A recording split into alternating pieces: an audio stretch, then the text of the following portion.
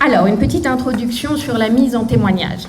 C'est un chemin ardu que celui qui conduit à témoigner. Parfois, les témoignages sont portés par les descendants et les descendants de ceux qui ont vécu ces moments particuliers de la protection de l'enfance, du placement, de la justice des enfants. Donc il faut du temps. Il faut du temps entre ce qu'on a vécu et le moment où on se sent prêt à le raconter, voire à le transmettre. Au moment de notre rencontre, Fabienne, en 2018, tu m'as dit tout le mal que tu pensais du fait de se replonger dans son passé. Tu m'as expliqué que ça n'intéressait absolument personne. De t'entendre et de parler de tes malheurs d'enfant et d'adolescente. Que la vie, pour toi, elle était devant toi. Que ce qui t'intéressait, c'était à la fois ta famille, ta carrière professionnelle et le temps qui allait devant et pas celui qui était derrière.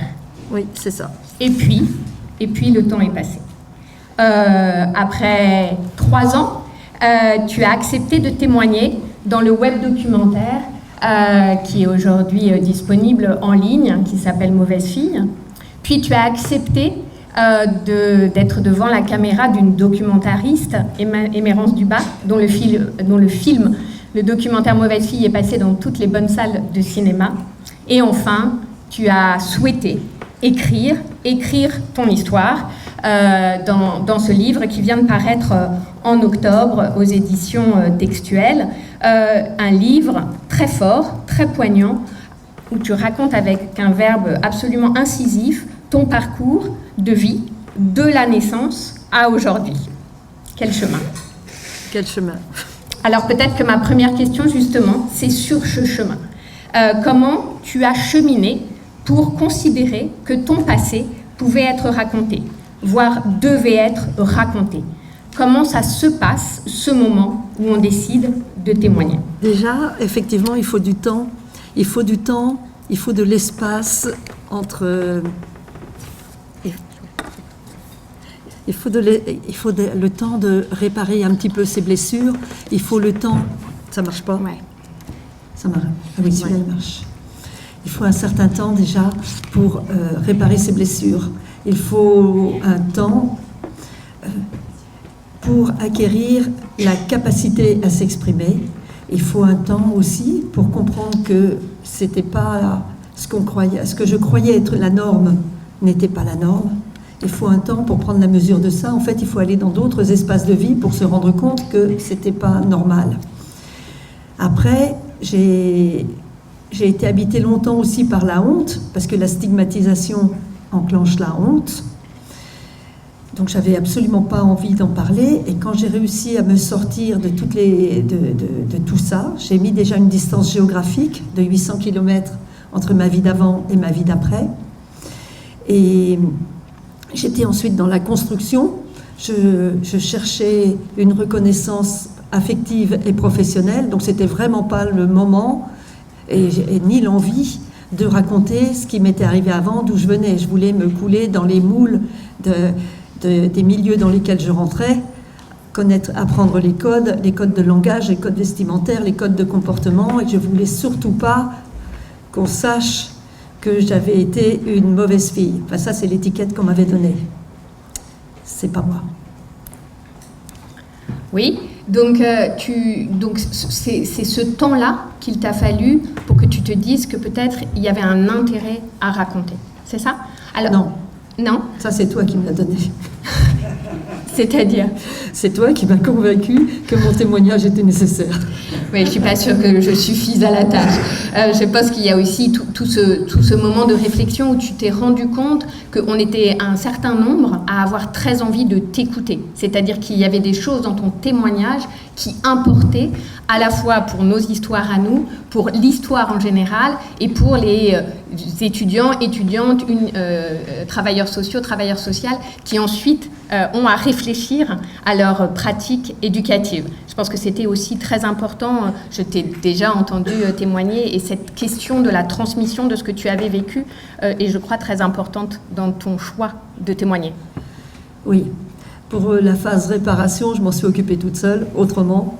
Et là, je ne suis plus du tout dans une démarche de réparation, mais plutôt de transmission. Et je suis absolument convaincue que c'est nécessaire.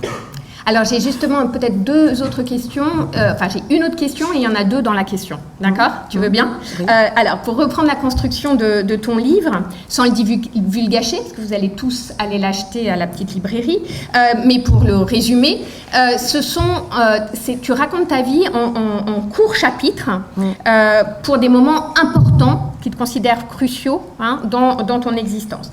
Ta naissance, ton abandon, la découverte de la campagne, de la nature, les violences physiques et sexuelles que tu as subies, les placements, la prostitution, la fuite, la liberté, les apprentissages, ta place dans le cinéma français et international, Oui. Cannes, qui est un moment extraordinaire de ce livre. Tu retraces, sans nous épargner, nous les lecteurs et les lectrices, et c'est bien légitime, sans nous épargner des violences que tu as subies, la peur et la souffrance que ça engendre, ces violences que tu as subies. Oui. Mais tu nous offres également des épisodes de joie. Tu as un humour absolument extraordinaire et une force de vie incroyable. Et ton livre, ce chemin de vie que tu nous offres, balance entre ces moments extrêmement durs et ces moments flamboyants, éclatants. Alors, est-ce que tu pourrais, pour l'assemblée de cet après-midi, choisir, nous dire ce qui t'apparaît absolument fondamental dans à la fois les violences que tu as subies, familiales, institutionnelles, masculines, là où tu veux nous raconter, et puis, deuxième pan de ma question, quels sont les autres moments extrêmement importants de ta trajectoire qui vont, comme tu le dis parfois, vers la lumière, vers l'émancipation et vers la liberté? Donc tu vois, j'en ai deux dans une, c'est pas très sympa ça. Donc je recommence. Est-ce que tu veux bien partager avec nous des moments qui te semblent particulièrement édifiants de ce que tu as pu subir comme violence en tant qu'enfant et adolescent? D'accord. Bon, pour commencer, je suis née d'une mère qui ne voulait pas de moi, trop jeune, trop tôt. Elle m'a laissée à la maternité et ensuite s'est enchaîné les placements de familles d'accueil. Non, ce n'était pas des familles d'accueil, j'étais en pouponnière. J'ai fait 3 pouponnières avant que ma mère reçoive un courrier de l'ASE, mais qu'on appelait la DAS à ce moment-là, lui demandant ou de faire un abandon définitif pour que je puisse être adoptée, ou de me reprendre. Entre-temps, elle s'était mariée avec Maurice Bichet, donc c'était dans une ferme à la campagne. Lui a décidé de me reprendre, donc je suis allée dans cette ferme dans le Jura, ma mère l'a quitté et est repartie 1 an après avec un bébé sous le bras et enceinte. Elle l'a quitté et moi je suis restée dans la ferme dans le Jura où là il y a eu des expériences positives, la rencontre avec la nature, la campagne, les animaux. Tout aurait été idyllique s'il n'y avait pas eu le grand-père qui m'a confrontée aux premières expériences sexualisées et j'avais 6 ans. Donc de 6 à 9 ans, j'ai subi les assauts du grand-père. Il y avait la grand-mère qui était là, qui était un modèle fort et positif, et les maisons autour où j'étais accueillie, où je circulais, qui ont véhiculé pour moi ce qui était la normalité d'une vie. Ensuite, j'ai été reprise par ma mère. J'avais 9 ans, mais là, j'ai été kidnappée parce que la famille dans le Jura ne voulait pas me lâcher. Et là, j'ai eu une vie extrêmement contrastée puisque je suis partie de la nature sauvage à l'HLM dans une cité populaire au Mans. Je devais probablement leur faire payer ce déplacement. Je pense que je leur ai fait payer au maximum de mes forces d'une petite fille de 9 ans.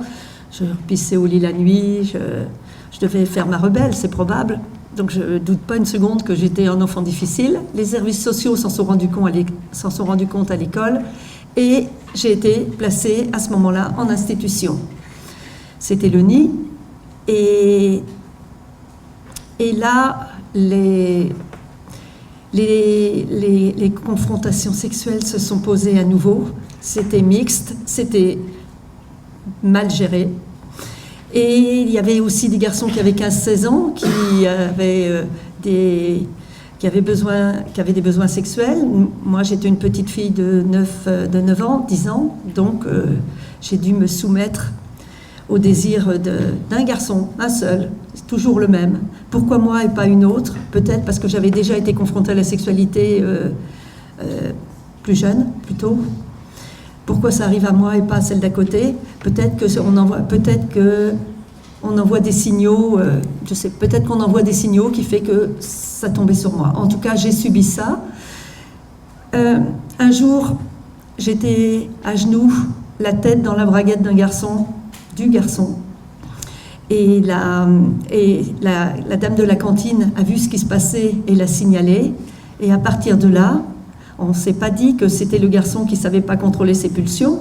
C'était moi qui étais devenue une fille vicieuse et déviante et qui était renvoyée.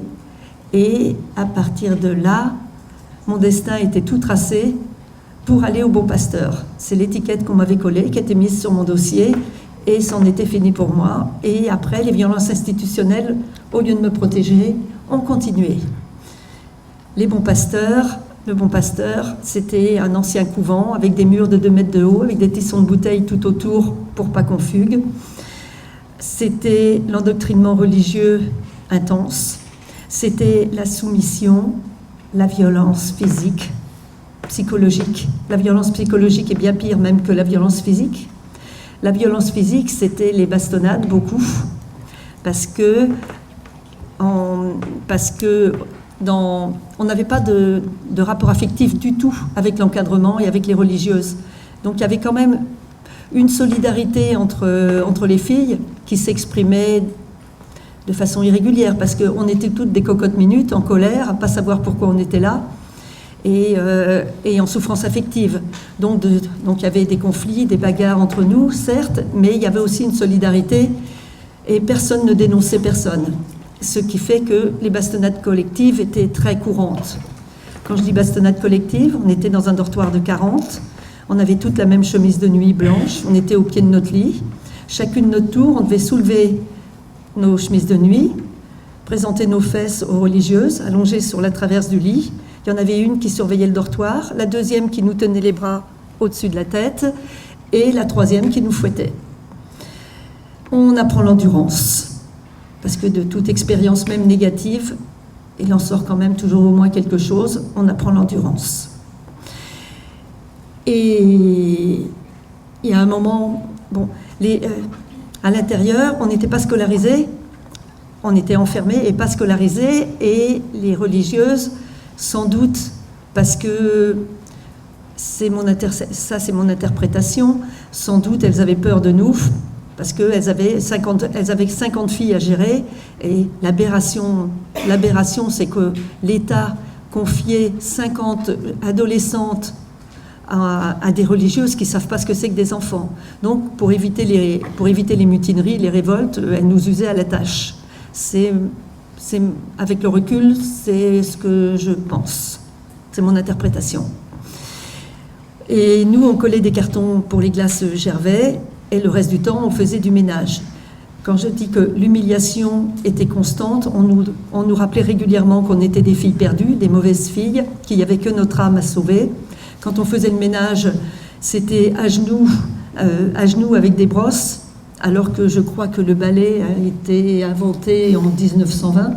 Mais il y avait une volonté d'humiliation, de nous rabaisser de façon constante, de nous dévaloriser. Et c'est peut-être ce qu'il y a de pire, et c'est peut-être ce qui est le plus destructeur, parce que la violence physique, à partir du moment où elle est donnée par des personnes dont on n'a pas d'attachement, ça, on s'en remet. Mais pour construire sa vie sociale et sa vie d'adulte, quand à l'âge où on se construit dans le regard des autres, on vous dit que vous ne valez rien, ça finit par devenir une vérité pour vous. Et c'est là où c'est compliqué une fois dehors. Et j'ai eu 18 ans l'année où Giscard a passé la majorité à 18 ans. On va redire la date parce que je ne suis pas sûre que tout le monde la connaisse par cœur. 1974. Donc je suis sortie en 1974 parce que je ne rapportais plus rien à l'institution. La DAS payait l'ASE, payait pour chacune des filles, payait une pension. Donc, à partir de 18 ans, la DAS ne payant plus la pension, elle ne s'encombrait pas de nous, elle nous mettait dehors. Et là, les réseaux de la prostitution surveillaient la sortie du Bon Pasteur. On sortait seul, on sortait le jour de nos 18 ans, puisqu'on ne rapportait plus rien. Et quand vous avez 15 ans de dortoir, quand vous avez toujours été un élément au milieu d'un groupe, quand vous pensez que vous êtes personne, que vous ne valez rien, et que vous n'avez pas appris à dire non, que vous avez appris juste à vous soumettre, à vous effacer, à obéir, vous êtes une proie idéale pour les réseaux de la prostitution. Quand je suis sortie, moi je me suis dit qu'il fallait que je mange. Donc après une période d'errance, de précarité, j'ai trouvé un petit resto ouvrier qui a bien voulu m'engager, sauf que j'avais été repérée par les réseaux de la prostitution, j'étais suivie, non pas par les vieux barons de la prostitution, mais par un jeune garçon qui créait l'attachement. Évidemment,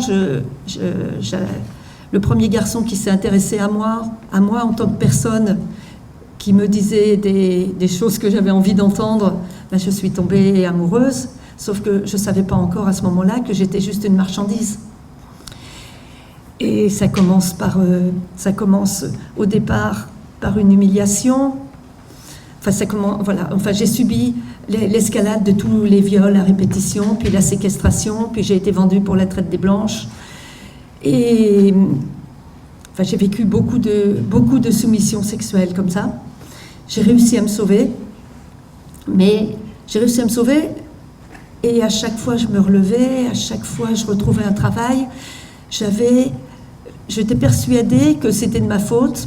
Ce qui m'arrivait, c'est parce que je ne savais pas détecter les garçons qui étaient dangereux pour moi. Parce qu'évidemment, à chaque fois que j'avais été brutalisée, violentée, violée, le garçon auquel je m'étais attachée me quittait, j'en rencontrais un autre, je ne savais pas qu'ils se connaissaient entre eux, et ça a été l'escalade comme ça pendant 1 an. Mais moi, je m'accrochais à mes jobs de serveuse, parce que je ne voulais pas être prostituée, parce que l'expérience de la sexualité n'avait été que dégradante et violente, et j'avais vraiment aucun goût pour ça. Donc l'idée d'être prostituée était totalement insupportable pour moi. Et il y a une serveuse qui m'a parlé du CNED, des cours par correspondance. Et c'est là où j'ai découvert d'autres modèles, d'autres vies possibles, où j'ai appris le langage. J'étais persuadée que si je criais beaucoup, c'est parce qu'il me manquait le verbe. J'étais persuadée que si les garçons me frappaient, c'est parce qu'il leur manquait les mots pour exprimer leur mécontentement. J'ai voulu enrichir mon langage. En fait, c'est cette croyance que le verbe est le premier pouvoir devant tous les autres. C'est en fait cette croyance qui m'a permis l'ascenseur social et qui m'a sauvée. C'est pareil, quand on a 18 ans, on pense qu'on est immortel, parce qu'on n'est pas concerné par la mort, parce qu'autour de nous, les gens ne meurent pas. Et un soir, je rentrais et j'ai vu une des anciennes pensionnaires qui était avec moi au Bon Pasteur. Je l'ai vue morte avec un couteau dans le ventre, avec tout le sang dans le caniveau. Et c'est là où j'ai pris conscience que moi aussi, on allait peut-être me tuer. Et c'est là où j'ai commencé à penser fuir. Il y a peut-être une question que vous devez vous poser, c'est pourquoi je ne suis pas tombée dans la drogue, l'alcoolisme et toutes ces béquilles qui ont été nécessaires à beaucoup d'autres. C'est que moi, je courais beaucoup, je courais tout le temps, loin, longtemps, jusqu'à l'épuisement. Je courais pour déplacer la douleur. Et c'était ma forme de compensation. Quand, après avoir vu cette amie morte, j'ai continué quand même à travailler à Toulouse, comme serveuse toujours. Et une nuit, je suis rentrée. J'habitais une chambre de bonne au 9e étage d'un immeuble. Mon matelas avait été éventré, balancé par la fenêtre. Toutes mes affaires avaient été déchirées, piétinées. Enfin, il ne me restait rien. Rien. Et c'est là où, si je m'en suis sortie, en fait, c'est parce que j'avais accepté d'être tuée.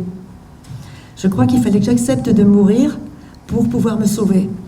Parce que comme moi, je ne m'appartenais pas, j'avais été vendue, j'avais vu les billets sur la table, j'avais réussi à échapper, je commençais à prendre conscience que j'étais dans un cercle où tout le monde se connaissait, mes amis étaient prostituées. Elles avaient accepté, J'avais compris la dissociation parce que j'en ai eu besoin. J'avais compris, pendant que je me faisais violer, qu'il fallait séparer la tête de mon corps. Et j'y arrivais très très bien pour ne pas subir les assauts. Ma tête était à un endroit, mon corps à un autre. Donc j'aurais pu m'adapter, et plutôt que de me faire frapper tout le temps, j'aurais pu aussi devenir prostituée, mais c'était insupportable pour moi. Je pensais que pour rencontrer quelqu'un de bien, il fallait que moi-même je fasse un chemin, et c'est les livres qui m'ont permis ça. C'est l'accès au langage qui m'a permis ça. Et cette nuit-là, j'ai remonté toute la rue Bayard à Toulouse, qui est la rue où il y a tous les restaurants avec les barons de la prostitution. Toutes les filles que je connaissais qui faisaient le trottoir dans la rue Bayard. Et j'ai réussi à me rendre transparente. Personne ne m'a vue. J'ai réussi à remonter cette rue sans que personne s'en aperçoive, sans que personne me voie. Je suis arrivée à la barrière de Paris, à l'entrée de la Nationale 20. J'ai levé le pouce et la première voiture qui est passée m'a prise. Et à partir de là, j'ai eu un vrai changement de vie. À partir de là, quand on est en survie, on prend les mains tendues, qu'elles soient positives ou négatives. Et quand je suis arrivée, non pas à Paris, ce qui a été ma chance, mais à Fontainebleau, la main tendue, la dernière voiture, c'était quelqu'un de bien, c'était quelqu'un qui était dans le monde du travail, qui m'a aidée. Il m'a aidée. Je rêvais d'être infirmière parce que le seul modèle féminin que j'avais rencontré positif, c'était la grand-mère dans le Jura. Donc, dès que j'avais un rhume, j'étais hospitalisée à la clinique de Salins-les-Bains. Et après, voilà, la blouse blanche de la grand-mère, je l'avais gardée en mémoire. D'autant qu'après, j'ai tout le temps été placée, et après, je n'ai toujours vu que des robes noires. Alors, Fabienne, peut-être parce qu'il faudrait aussi que vous ayez envie de lire le livre et que vous puissiez rentrer dans toute l'histoire avec les mots qui sont très forts à la tribune, mais qui sont aussi très forts dans ces chapitres de livre. Et puis pour qu'on puisse aussi avoir un temps d'échange, peut-être que tu peux nous dire un mot sur un des moments du livre qui pour le coup est joyeux et plein d'étoiles, qui est ce moment, tu as commencé à faire ton chemin dans le cinéma français, tu as commencé à devenir responsable de casting, tu commences à voir comment fonctionne un tournage, tout ça tu le découvres, c'est beaucoup de surprises les unes après les autres, et puis un jour, on te propose, ou tu décides d'aller à Cannes, au Festival de Cannes. Et ça donne quoi, Fabienne, au Festival de Cannes? Ça donne que quelquefois, d'être une mauvaise fille, c'est pratique. Qu'il y a des moments où c'est pas mal d'assumer d'être une mauvaise fille, après tout. Que quand on n'a rien à perdre, on a tout à gagner. Et que j'osais tout. Et que j'avais pas besoin d'être invitée pour aller quelque part. Que je savais disparaître, que je savais me faire discrète, que j'avais appris de mes mauvaises expériences à guetter toutes les failles d'un système. Et que je m'introduisais partout et que je voulais être là où ça se passe, que j'avais pas un sou. Au début, j'ai travaillé dans le cinéma, je suis allée à Cannes tout de suite. J'ai découvert que le monde s'arrêtait pas à la France à travers le cinéma. Comme j'étais invitée nulle part, je voyais 5 films par jour. Comme j'avais aucune référence, j'allais pas au cinéma parce que j'avais choisi le film, j'y allais parce que c'était l'heure. Et le soir, j'avais pas trop les moyens, j'avais absolument pas les moyens d'aller au restaurant, et il y avait des fêtes sur toutes les plages, avec des dîners somptueux sur toutes les plages, donc j'allais là où ça se passait, et comme j'avais appris à parler, à mentir beaucoup, j'ai inventé toutes les histoires les plus improbables pour infiltrer toutes les soirées, et c'était une époque où il n'y avait pas autant de vigiles qu'aujourd'hui, et j'ai vécu quelques moments très joyeux, très festifs. Oui, avec qui tu t'es retrouvée à dîner par exemple? Raconte-nous. J'ai monté les marches avec Harrison Ford. J'ai dîné en face de Aldrin, quand même, des cosmonautes. Il n'y en a pas tant que ça, peu d'entre vous auront l'occasion de rencontrer. J'ai dîné avec Douste Blazy, qui était ministre à ce moment-là. Enfin, entre les tables où je connaissais quelqu'un et les tables où je connaissais personne, j'ai toujours choisi les tables où je connaissais personne. Et je savais détecter... Bon, c'est vrai qu'avec avec la trajectoire que j'ai eue, j'ai développé une hypersensibilité, une hypervigilance, et je devine quelle sorte de personne est en face de moi très vite. Et j'arrivais à repérer très vite les tables où il y avait des joyeux, où je risquais de ne pas m'ennuyer. Oui, continue si tu veux. Et c'est comme ça que je me suis aussi toujours entourée de gens qui savaient plus de choses que moi, parce que j'étais dans une démarche d'apprentissage. Alors, l'avantage, c'est que j'ai appris. L'inconvénient, c'est que j'ai toujours gardé un complexe d'infériorité, parce qu'évidemment, ils étaient tous plus brillants que moi. Mais j'ai fait avec. Et puis la dernière étape qui me semble importante avant qu'on ouvre aux questions, j'avais 2 autres petites questions. La première, c'est à quel point on sent dans ton livre, et tu l'as dit très bien au début, tu avais le sentiment de ne pas connaître le verbe et que sans le verbe, tu ne pourrais pas arriver à sortir de la violence dans lequel on t'avait enfermé. Donc ce verbe que tu as appris, tu as aussi tenu à un moment à pouvoir le transmettre. C'est-à-dire qu'il y a on est non seulement à côté de la directrice de casting Fabienne Bichet, mais on est aussi à côté d'une enseignante, d'une formatrice qui a pris le temps de se former, à former les autres pour qu'ils acquérissent pour qu'ils acquièrent, tu vois, pour qu'ils acquièrent le verbe. Et je veux bien que tu nous en dises un mot. Et puis après, pour enclencher les questions, tu accompagnes la sortie de ton livre depuis le mois d'octobre. Tu as beaucoup de moments d'échange avec un public divers et varié dans les médias, etc. Et on dit beaucoup que c'est important quand on a traversé des moments difficiles de pouvoir mettre des mots dessus. Je me demandais quand même ce que ça produit pour toi, ce moment de très grande exposition où tu racontes encore cette histoire qui est à la fois une très belle histoire mais aussi une histoire très sombre. Donc voilà, c'est de nouveau 2 questions en une. Je suis une très mauvaise journaliste, mais je suis historienne, c'est normal. Donc la première question, c'est le mot, le verbe, la formation. Et puis la deuxième, c'est qu'est-ce que ça fait de témoigner ? Ce que ça fait de témoigner, je commence par la fin. Ce que ça fait de témoigner, c'est très... Alors il y a quelque chose de très gratifiant, c'est d'être écouté déjà. Déjà ça, c'est un truc incroyable. Parce que pendant toute ma jeunesse, on m'a dit « tais-toi et obéis », mais il n'y a jamais eu personne pour m'écouter, pour m'entendre. Donc déjà rien que ça, c'est quelque chose d'incroyable. Pourquoi j'en suis arrivée à l'enseignement ? C'est parce que je travaille dans le cinéma depuis une 30aine d'années, je suis directrice de casting, effectivement. Comme j'avais énormément d'énergie, que j'étais capable de faire ce que tous les autres ne voulaient pas faire ou ne savaient pas faire, la rue, je connaissais bien, j'avais une facilité pour aller vers les autres. Donc j'étais comme je vous ai dit, j'ai toujours guetté les failles de tous les systèmes. Donc j'étais faite pour faire ce métier-là. J'ai commencé par le casting figuration et très vite j'ai été dans la place. J'ai fait des très gros films, j'ai fait des James Bond, il y a deux James Bond qui sont venus se tourner en France. En effet, tout le casting de la figuration. Et enfin, j'ai fait des très grands films. Et ensuite, je suis passée au casting des acteurs où j'ai acquis aussi très vite de la notoriété. Et à un moment donné, j'ai été invitée dans les festivals de cinéma pour venir remettre des prix aux acteurs. Et les premières fois où j'ai dû monter sur une scène, prendre un micro, devant un public comme aujourd'hui, dans le silence, qui m'écoute et qui attend que je sois intelligente, ça a été terrible. Ça a été terrible. J'ai grandi dans l'ombre totale, dans